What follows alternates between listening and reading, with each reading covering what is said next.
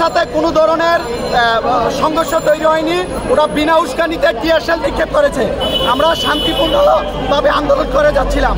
আমরা শান্তিপূর্ণভাবে আমাদের দাবি আদায়ের জন্য প্রেস ক্লাব থেকে সচিবালয় লং মার্চে এসেছিলাম, কিন্তু এই ফ্যাসিবাদ পুলিশ, ফ্যাসিবাদের দূষর, এই শেখ হাসিনার দূষর পুলিশরা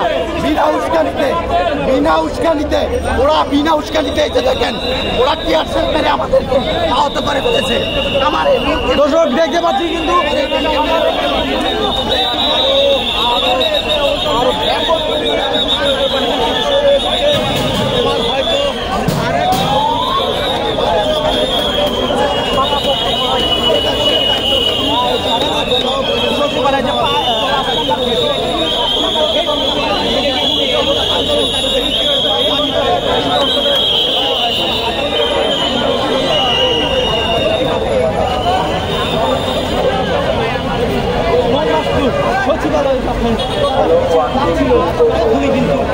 পুলিশই বাধার সম্মুখীন হয় এবং এই বাধার সম্মুখীন বাধা সৃষ্টি করে এবং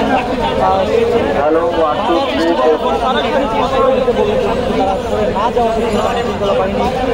সেখানে কিন্তু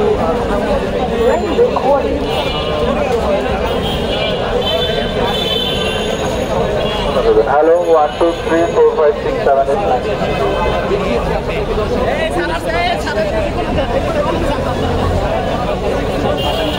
হ্যালো 1 2 3 4 5 6 7 8 9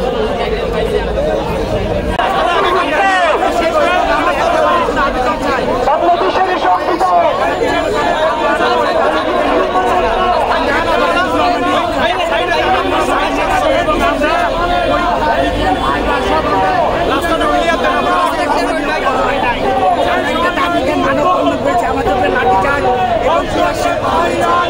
আমাদের উপরে নির্যাতন হয়েছে।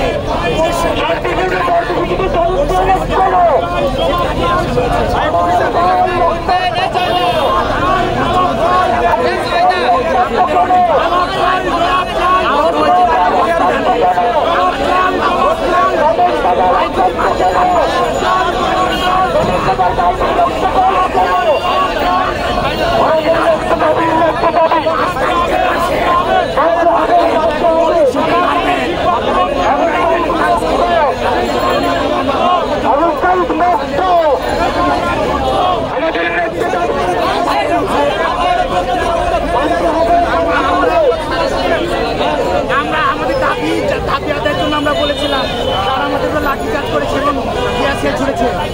তারা আমাদেরকে যদি মেরেও ফেলে তারা আমরা যখন আমাদের রক্তের উপর দিয়ে তারা অন্য কারো নিয়োগ দিবে, কিন্তু আমাদের নিয়োগ দিয়ে তাদেরকে যেতে হবে। এটি আমাদের এক দাবি। আমরা একবার সুযোগ চাই। আমরা নিয়োগ বঞ্চিত, আমরা মেধাবী, আমরা মেধা তালিকায় উত্তীর্ণ হয়েছি। আমরা একবারের জন্য আমরা আবেদনের সময় চাই। এটা আমাদের দাবি। আমাদের অনেক সহকর্মী যারা ছিল তারা হসপিটালে, আপনারা দেখেছেন নিশ্চয়ই। মানুষের মতো আমাদের মতো না, বাহিনীর মতো আমাদের উপস্থাপন করেছে। লাঠিচার্জ এবং